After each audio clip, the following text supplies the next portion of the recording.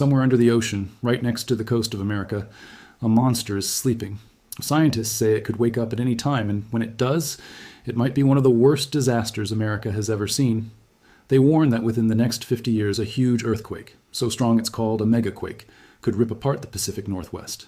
Whole towns could sink 2 meters into the ground in just seconds. The earth could shake so hard that it feels like the whole world is breaking apart.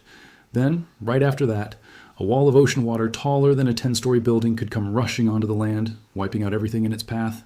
This isn't a made-up story from a movie. It's a real danger that scientists are watching closely right now, and it's hiding under the sea in a place called the Cascadia Subduction Zone. This one fault line could change the lives of nearly 13 million people in the blink of an eye. So how do we know this monster is really there? How do scientists know it has struck before? And, most importantly, how are they trying to figure out exactly when it might strike again? Before we dig into all of that, if you love learning about the wild and sometimes scary secrets hiding on our planet, smash that like button and hit subscribe. Because it takes a huge amount of research and time to bring these stories to you, and your support means everything. Now, let's dive into the story of the quake that could reshape America. Hidden beneath the quiet coastline of the Pacific Northwest lies one of the most powerful and dangerous forces on planet Earth. It's called the Cascadia Subduction Zone, but most scientists just call it the CSZ. This giant crack in the Earth stretches for more than 1,000 kilometers, running all the way from Northern California up through Oregon and Washington and ending near Vancouver Island in Canada. Underneath the ocean here, something huge and slow is happening. A giant piece of the Earth's crust called the Juan de Fuca Plate is being pushed underneath another giant piece of crust called the North American Plate. This might sound simple, but when this kind of fault line breaks, it can create what's known as a megathrust earthquake. These are some of the strongest earthquakes possible, often measuring 9 or higher on the scale scientists use to measure shaking, called the Richter scale. Now here's something wild. That scale doesn't go up in a normal way. Each whole number jump means the shaking is 10 times bigger, and the energy released is a massive 31 times greater. So a magnitude 9 earthquake isn't just a little stronger than an 8.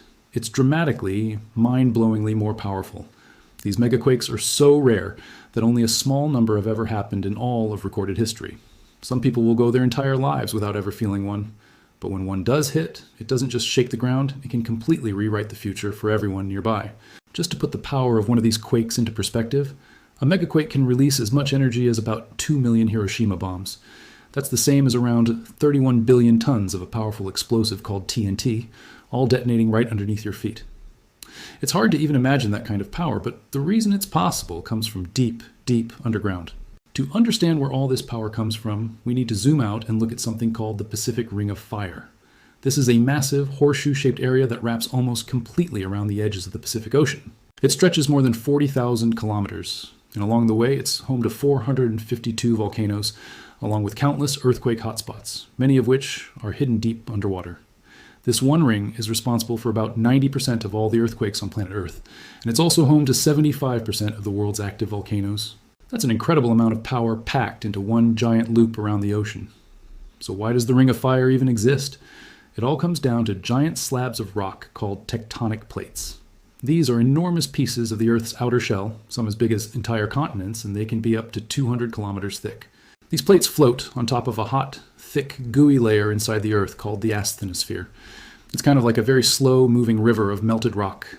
The heat rising up from deep inside the Earth is what powers all of this movement. As these massive plates creep along, they sometimes crash into each other, sometimes pull apart, and sometimes slide past one another, and all of that movement builds up enormous amounts of force. In the Cascadia region, we have what's called a convergent boundary, which just means two plates are pushing toward each other. Here, the Juan de Fuca Plate, which is made of heavy ocean floor rock, is sliding underneath the lighter North American Plate. This happens incredibly slowly, at a speed of only about 4 centimeters a year, which is roughly how fast your fingernails grow. Sometimes this movement happens gently in what scientists call slow slip events, or silent earthquakes. These release small bits of energy over weeks, or even months, without anyone feeling a thing. They're often paired with tiny, continuous vibrations called tremors, so faint that only very sensitive equipment called seismographs can pick them up. But here's the scary part. This sliding motion isn't always smooth and gentle. Sometimes the two plates get stuck together and pressure keeps building and building underground until it finally reaches a breaking point. When that happens, the plates suddenly snap free and lurch past each other, releasing all of that built-up energy in one violent burst. This is what creates a megathrust earthquake. The most recent example of one of these massive quakes happened off the eastern coast of Russia's Kamchatka Peninsula on July 29, 2025. It struck 35 kilometers below the surface and measured a huge 8.8 on the Richter scale.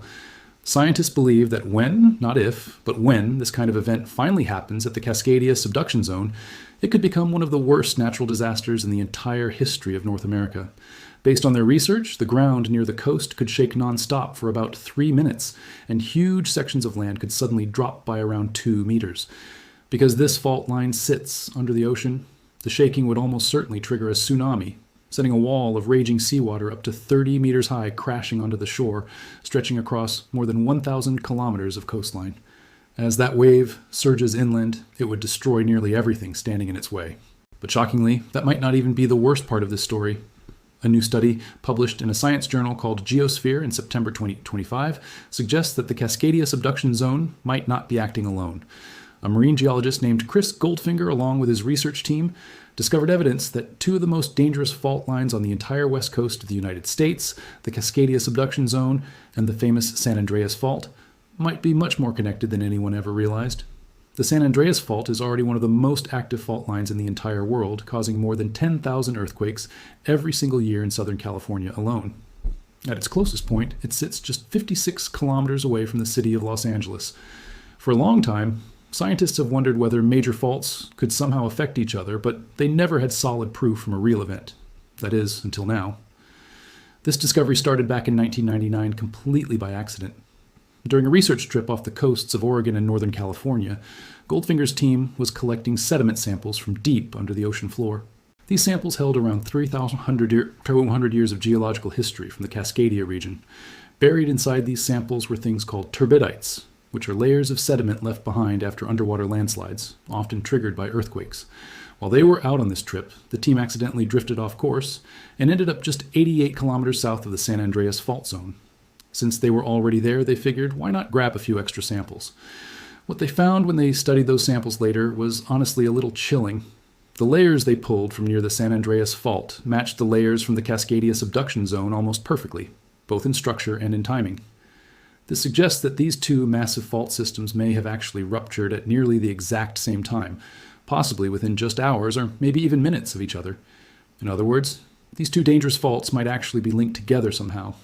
This is a genuinely frightening idea because it means that when the next huge Cascadia earthquake happens, sometimes called the big one, it might not strike alone. A massive Cascadia megathrust earthquake could hit at nearly the same time as a major rupture along the San Andreas Fault, creating what would basically be a double disaster running up and down the entire west coast of America. Major cities like Seattle, Portland, San Francisco, and Vancouver could all be hit at once, creating a catastrophic emergency that could potentially kill thousands of people and cause billions and billions of dollars in damage. So now we're left with a huge question. When is this actually going to happen? To try to answer that, scientists first had to figure out when something like this happened in the past. For hundreds of years, stories about the ground shaking violently and giant waves crashing onto the shore have been passed down through generations by indigenous communities living along the west coast of North America. On Vancouver Island, the Nuu-chah-nulth people tell an old story about mountain dwarves who invited people to dance around a giant drum. In the story, when someone accidentally kicked the drum, the dancer was cursed with something called earthquake foot, and every step they took afterward would shake the land and send huge ocean waves crashing onto the shore. According to the legend, people didn't even have time to get to their canoes before everything they knew was swept away. The Nuu-chah-nulth aren't the only group with a story like this. A researcher named Ruth Ludwin, working with a team from the University of Washington that included anthropologists, geologists, and indigenous scholars, studied about 40 different stories from native groups, stretching all the way from California to Canada. This included groups like the Yurok, the Tolowa, the Squamish, the Tillamook, and the Quileute. What they discovered was incredible. Communities across the entire Pacific coastline all seemed to be telling stories about the very same event, one giant earthquake and one giant tsunami. These stories describe the earth shaking violently, the ocean pulling far away from the shore before rushing back in with terrifying force, and rockslides burying entire villages. These legends are full of rich detail about the region's history with earthquakes. But over time, the exact dates and locations had been lost. So, to try to nail down exactly when this all happened, scientists turned to a very unusual witness, trees. Along the coast of Oregon, there's a strange and haunting place called the Niskoan Ghost Forest. It's filled with dead western red cedar trees that look frozen in time, standing next to the Kapalas River.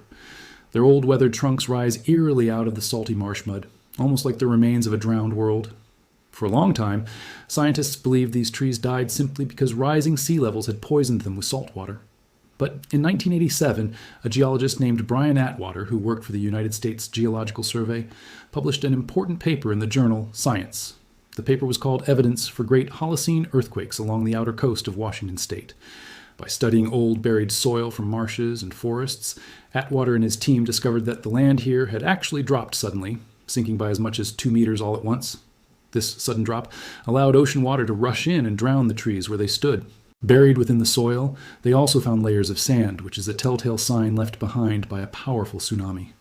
Atwater's evidence pointed clearly to a massive earthquake having happened in this area at some point in the past, but there was still one big mystery left unsolved. When exactly did this happen? To find the answer, Atwater teamed up with a scientist named David Yamaguchi, who studies something called dendrochronology, which is basically the science of reading tree rings to learn about past weather and events. Trees are like natural historians. Every single ring inside a tree trunk marks 1 year of that tree's life. During good years, with lots of rain and warm weather, the rings tend to grow wide. During harsher years, maybe with a drought or extreme weather, the rings grow much thinner. By comparing living trees growing just a few meters away from the dead ghost forest trees, Yamaguchi searched for a moment where growth suddenly and mysteriously stopped. And he found exactly that. In the dead trees, the very last ring was dated to the year 1699, which strongly suggested a major seismic event had happened right around that time. After studying root samples too, the team was able to narrow the timing down even further, pointing to sometime during the winter of 1699 into 1700. But likely wasn't good enough. Scientists wanted an exact date, and strangely, the final clue that would solve this mystery wasn't found in North America at all. It was found more than 8,000 kilometers away, on the other side of the entire Pacific Ocean, in Japan. Japan sits right on the edge of the Ring of Fire, and because of that, earthquakes have always been a part of daily life there. The country sits at the point where 4 major tectonic plates meet, making it one of the most seismically active places on the entire planet. Japan records around 1,500 earthquakes every single year. Most of them are so small that people don't even notice, but every so often, one is powerful enough to completely reshape the landscape in seconds. On Friday, March 11th, 2011, at 2:46 in the afternoon, a magnitude 9 megathrust earthquake struck off the coast of Japan. It was one of the strongest earthquakes ever recorded in human history. Its center was located about 72 kilometers east of a region called Tohoku, at a depth of 32 kilometers below the ocean floor. For 6 terrifying minutes, the ground shook with such incredible violence that it actually shortened the length of each day on Earth by 1.8 microseconds. And what followed was destruction on a scale that's hard to even imagine. Entire towns were wiped off the map, thousands of people lost their lives, and the Fukushima nuclear power plant was badly damaged, leading to a meltdown that released radioactive material into the surrounding environment. The total cost of the disaster reached a staggering $235 billion. To put that in perspective, that's enough money to buy both the LA Lakers and the New York Yankees, and still have around $200 billion left over. But as terrifying as the earthquake itself was, it turned out to only be the beginning. Within minutes, something even more dangerous rose up out of the ocean, a massive tsunami. A towering wall of water 38 meters high came racing 10 kilometers inland with unstoppable force. This wave was triggered when somewhere between 4 and 5 cubic kilometers of ocean water was suddenly pushed aside after the sea floor violently rose upward by 16 meters and shifted sideways by 50 meters, roughly half the length of a football field. The waves themselves were traveling at an incredible 804 kilometers an hour, about the same speed as a commercial passenger airplane cruising through the sky. In just minutes, entire coastlines were completely swallowed, and anything caught in the wave's path was simply erased. More than 19,000 people lost their lives in this disaster, and shockingly, 92% of them died from drowning. As devastating as this event was, it turns out it wasn't even the first of its kind. Along the eastern coast of Japan, villagers have kept incredibly detailed written records of tsunamis for centuries, documenting things like wave heights, the damage caused, and even the exact timing of each wave. In 1996, a geologist named Kenji Satake, who worked for the Geological Survey of Japan, was studying these old historical records when he stumbled onto something deeply unsettling. The old documents described widespread flooding, homes being completely swept away, fires breaking out across towns, and even a shipwreck just off the coast. Some records described a powerful destructive wave, about 2 meters tall, striking the shoreline in the middle of the night. Around 1,000 bodies later washed ashore as the survivors who made it fled toward higher ground. But hidden within all this devastation was one detail that made absolutely no sense. There wasn't a single mention anywhere of an earthquake happening. Because of this strange mystery, scientists began calling this event the orphan tsunami. Nobody knew what had caused this deadly wall of water, or where on Earth it had even come from. Using these centuries-old historical records combined with advanced computer modeling, Kenji Satake and his research team were finally able to reconstruct the size and the true source of the earthquake that had caused these massive waves. What they discovered was incredible. The tsunami had actually been triggered by a magnitude 9 earthquake, located 8,000 kilometers away, along, you guessed it, the very same Cascadia fault line we've been talking about this whole time. The amount of seismic energy released was roughly equal to the total amount of energy used across the entire United States in one full month. Huge sections of the ocean floor were thrust upward, pushing an enormous amount of water outward in just a matter of minutes. The result was a tsunami that sent waves up to 5 meters high racing all the way across the Pacific Ocean, from the coast of North America to the shores of Japan, hitting coastal communities that had absolutely no idea what was coming. And here's the truly amazing part. By combining this computer model with tree ring analysis, sediment studies, and old historical written records, scientists were finally able to pinpoint the exact moment all of this happened. On the night of January 26, 1700, at around 9 p.m. local time, a silent rupture deep beneath the ocean unleashed absolute devastation along the coastlines of both the United States and Japan at almost exactly the same time. So now the big question becomes, how can knowing all of this help scientists figure out when it might happen again? Over the past 326 years, since that last massive megathrust earthquake, pressure has been slowly building up along the Cascadia Subduction Zone as the Juan de Fuca Plate keeps sliding underneath the North American plate. It's basically a geological ticking time bomb, and we know this because scientists are actually watching it happen in real time. In 2021, a team of scientists boarded a research vessel called the Marcus G. Langseth and launched a high-stakes expedition out to the Cascadia Subduction Zone. Using 36 powerful air guns, they blasted seismic pulses down toward the ocean floor and then carefully recorded the echoes that bounced back. To do this, they used 1,200 underwater hydrophone sensors attached to a cable 15 kilometers long, floating along the surface behind the ship. It was basically like giving the entire Earth's crust a giant ultrasound scan. A geophysicist named Brandon Shuck from the Columbia Climate School led the team that analyzed all of this data, and there was an enormous amount of it to go through. In fact, they didn't finish releasing some of their findings until April 2026, but it was absolutely worth the wait, because it gave us some of the clearest images ever captured of the Cascadia Subduction Zone. What the images revealed was surprising. Instead of sliding smoothly underneath the North American plate like everyone expected, the Juan de Fuca Plate is actually ripping apart chaotically, breaking into pieces as it goes. As the plate sinks deeper into the Earth's mantle, it fractures into separate segments, with huge slabs peeling away and sinking even further below the surface. In one particular section of the Juan de Fuca Plate, a massive tear has caused part of the plate to shift downward by an incredible 5 kilometers. Scientists are calling this pattern episodic, or piecewise termination, and this discovery is a really big deal because it completely changes our understanding of how these earthquakes actually behave. If the plate sliding underneath is cracking and splitting apart as it sinks, that could change how stress builds up and releases along the fault line above it, which means the fault might not rupture the way scientists originally believed. And that changes everything about how we predict the next big one. So let's recap what we know so far. We now know a megaquake like this has happened before. We now know roughly when it last happened. And we know that another one is somewhere out there, waiting. The real question now is, how much time do we actually have left before the next one strikes? To try to answer that, marine geologist Chris Goldfinger and his team from Oregon State University have been reconstructing the region's violent earthquake history by literally reading the ocean floor itself. They studied layers of deep sea sediment and found thick, coarse layers of sand that mark major historical megathrust earthquakes. Then, using a dating method called carbon-14 analysis, they were able to build a timeline of earthquake activity stretching back nearly 10,000 years.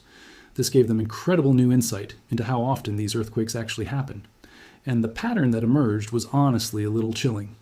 Over the last 10,000 years, earthquakes of magnitude 8.2 or higher have struck this region somewhere between 41 and 43 times.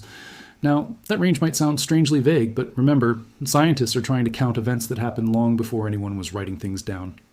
For a long time, researchers believed these massive earthquakes followed a fairly predictable pattern, striking roughly once every 500 years. But newer seismic and geological evidence shows the real pattern is actually much more complicated and much harder to predict than anyone originally thought.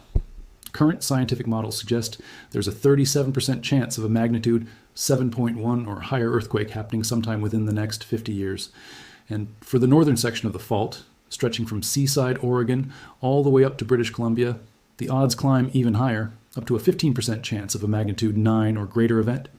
In fact, we have already gone longer without a major earthquake here than in 75% of all the known time gaps over the past 10,000 years. Within the next 50 years, that number is expected to climb to a huge 85%. In other words, by historical standards, this megaquake is starting to look seriously overdue, which is honestly not a sentence anyone really wants to hear. So what actually happens when this quake finally arrives? If a magnitude 9 or higher megaquake strikes the Cascadia region, the destruction would begin within seconds. Seismic shock waves would explode outward from the epicenter at nearly 5 kilometers every single second. The ground would shake violently for several minutes straight, and aftershocks could keep rattling the region for months afterward. Computer models paint a picture that honestly looks almost like something from a disaster movie. More than 1 million buildings could either collapse completely or be damaged beyond repair. Highways could twist and buckle under the stress, bridges could fail entirely, and massive landslides could tear through whole communities. By the time the shaking finally stops, power, cell phone service, and even water supplies could all be knocked out, leaving millions of people trapped and cut off. And if this happens at night, entire cities could be plunged into total darkness. On top of all that, this kind of megaquake is also predicted to trigger something strange called liquefaction. This happens when the friction that normally holds soil particles together gets overwhelmed by all the violent shaking. Water trapped between grains of soil underground builds up huge amounts of pressure, and the ground actually starts behaving like a thick liquid instead of solid earth. In just moments, the soil weakens so much that it can no longer support anything sitting on top of it. Buildings can sink several meters into the ground, and cars can literally be swallowed whole. Here's a scary detail. Around 15% of the city of Seattle sits on land that's vulnerable to this kind of liquefaction. And Portland's industrial district is known to be at risk too, which could end up rupturing miles and miles of underground gas and oil pipes. If that happens, all it would take is a single spark to set off a massive, catastrophic explosion. But even with everything we've covered so far, the worst part might still be yet to come. If the epicenter of the earthquake is located offshore, coastal communities might only have around 10 minutes of warning before a towering tsunami comes surging inland. Computer models suggest these tsunami waves could reach heights of 24 to 30 meters along parts of the Oregon coastline, traveling at speeds of 788 kilometers an hour, which is comparable to the devastating tsunami that struck Sumatra back in 2004. That earlier disaster remains one of the deadliest natural disasters in modern history, killing around 230,000 people. In the Cascadia region, some coastal areas could flood as far as 16 kilometers inland, with walls of debris and water taller than a 3-story building surging onto the shore. And these wouldn't be ordinary waves either. Scientists call them shallow water waves, and their wavelengths can stretch more than 500 kilometers long. The gap between two waves hitting the shore could last up to 2 hours, meaning the danger wouldn't just disappear after the very first wave arrives. Flooding could continue for hours, with the waves powerful enough to drag wreckage and even people back out to sea. And the destruction wouldn't stop at just one coastline either. These waves are predicted to cause damage as far away as Hawaii and even Japan all over again. According to the Federal Emergency Management Agency, nearly 13,000 people could die in an event like this, with tsunamis responsible for around 70% of all deaths and injuries. Another 27,000 people could be injured, and more than 1 million people could be displaced from their homes. The immediate financial cost could top $150 billion, making it one of the costliest natural disasters in modern history. I know that's an incredible amount of information to take in, so what we really want to know now is, how exactly are scientists preparing for something this catastrophic? In April 2025, a team of leading earthquake scientists from across the Pacific Northwest, working together with the University of Washington, launched an ambitious new project called M9. This is a high-stakes mission focused entirely on preparing communities for the next catastrophic, magnitude 9 megathrust earthquake. Part of their work involves improving evacuation routes for the roughly 70,000 people currently living inside what's called the inundation zone, which is the low-lying coastal area most likely to be flooded during a tsunami. In a worst-case scenario, there may be little to no warning at all, and for some communities, the very first wave could arrive in under 60 seconds. So how exactly are you supposed to reach high ground in less than a minute when the nearest hill might be more than 8 kilometers away? Unless you happen to be able to outrun a tsunami wave moving along the coast at more than 50 kilometers an hour, your chances aren't great. But back in 2022, the Shoalwater Bay Indian tribe decided not to gamble on speed or luck. Instead, they built something called a tsunami vertical evacuation tower, the very first structure of its kind built in the entire United States. Located in Tokeland, Washington, this tower rises 15 meters into the air, spans 12 meters wide, and is capable of sheltering up to 400 people at once. It's anchored deep into the ground, using 16-meter concrete pilings. It was specifically engineered to survive the violent shaking of a once-in-2,500-year earthquake, resist liquefaction, and withstand as much as 3 meters of sideways ground movement. Positioned right at the heart of the community, this tower now stands as a lifeline for both tribal members and local residents, a last resort for when there's truly nowhere else left to go. Right now, only 2 other purpose-built tsunami towers exist in the entire region, with a 4th one planned for Westport, Washington, by 2027. Still, many experts warn that this simply isn't enough. Computer models suggest that around 50 tsunami refuges are actually needed to properly protect all of the coastal communities living across Oregon and Washington. The design of these towers closely mirrors the freestanding tsunami towers already built across Japan, a country that offers a powerful example of what long-term preparation for relentless earthquakes and tsunamis can actually look like. Japan has been living alongside tsunamis for more than 1,000 years. Since the year 684 AD, 143 tsunamis have struck the country, killing more than 130,000 people throughout its history. It's no coincidence that the word tsunami itself comes from Japanese, and it literally translates to harbor wave. As a nation, Japan has built one of the most advanced multi-layered tsunami defense systems anywhere in the world. This includes massive underground flood control systems and more than 400 kilometers of seawalls, some rising as high as 15 meters in certain places. They've also built sophisticated high-speed early warning systems capable of alerting the public within just minutes of an earthquake happening. But perhaps the most powerful defense Japan has isn't made of concrete or advanced technology at all, it's culture. Generation after generation has grown up understanding the real risk of tsunamis, and crucially, understanding exactly how they should respond when one strikes. For the people living in the Cascadia region, though, the story looks very different. The threat here is just as real and just as deadly, but the level of preparedness still lags far behind countries like Japan. Some infrastructure remains dangerously vulnerable, early warning systems are still fairly limited, and public awareness of the risk varies a lot from place to place. So, with all of this in mind, how can someone actually get ready for the big one? Some residents living in Oregon are already bracing for the worst-case scenario and have started preparing what's known as an emergency 2-week plan. This is a grim but realistic acknowledgement that after a major Cascadia earthquake, entire communities could be completely cut off from the outside world for as long as 2 weeks. Local authorities are strongly urging residents to sign up for emergency alert systems, stay tuned to official warnings whenever they're issued, and memorize their evacuation routes now, long before they're ever actually needed. In other words, people in this region are being encouraged to plan their escape route today, long before the ground ever begins to shake. For the millions of people living along this seismically active stretch of the Pacific Northwest, all of this serves as a chilling reminder that the earth beneath our feet is never truly still. Beneath this coastline, immense and powerful forces are constantly at work, day and night, whether we can feel them or not. Today, scientists are finally beginning to understand how to read the warning signs before disaster strikes again. We can now watch the Cascadia fault line breathe, shift, and tremble in real time, using some of the most advanced ocean survey technology ever built.